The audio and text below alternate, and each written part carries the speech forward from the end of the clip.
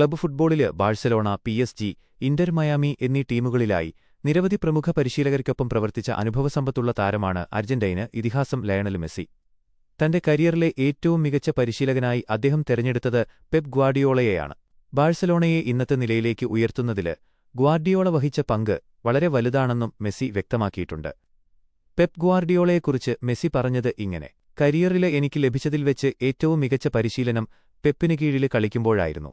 അദ്ദേഹം കളിക്കുവേണ്ടി തയ്യാറാക്കുന്ന പ്ലാനുകളെല്ലാം മൈതാനത്ത് കൃത്യമായി നടപ്പിലാവാറുണ്ട്. കാര്യങ്ങളെ സമീപിക്കുന്നതിലും മത്സരങ്ങൾക്കായി ഒരുങ്ങുന്നതിലും അദ്ദേഹം തികച്ചും വ്യത്യസ്തനാണ്. ബാഴ്സയെ ഇന്നത്തെ നിലയിലേക്ക് എത്തിച്ചത് അദ്ദേഹമാണ്.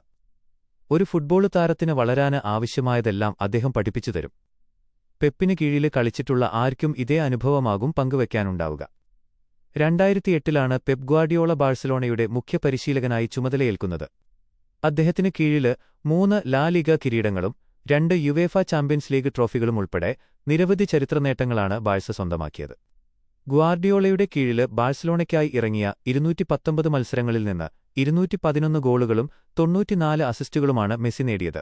പ്രത്യേകിച്ചും 2011 മുതൽ 12 വരെ സീസണില് വെറും 50 മത്സരങ്ങളിൽ നിന്ന് 73 ഗോളുകളും 32 അസിസ്റ്റുകളും നേടി മെസ്സി വിസ്മയം തീർത്തു. 2012-ല് ബാഴ്സ വിട്ട ഗ്വാർഡിയോള ജർമ്മന് ക്ലബ്ബായ ബയേൺ മ്യൂണിക്കിലേക്കും തുടർന്ന് 2016-ല് ഇംഗ്ലീഷ് ക്ലബ്ബ് മാഞ്ചസ്റ്റർ സിറ്റിയിലേക്കും ചേക്കേറി. സ്പാനിഷ് ക്ലബ്ബായ ബാഴ്സലോണയിലൂടെയാണ് മെസ്സി ലോക ഫുട്ബോളില് തന്റെ പേരെഴുതി ചേർത്തത്.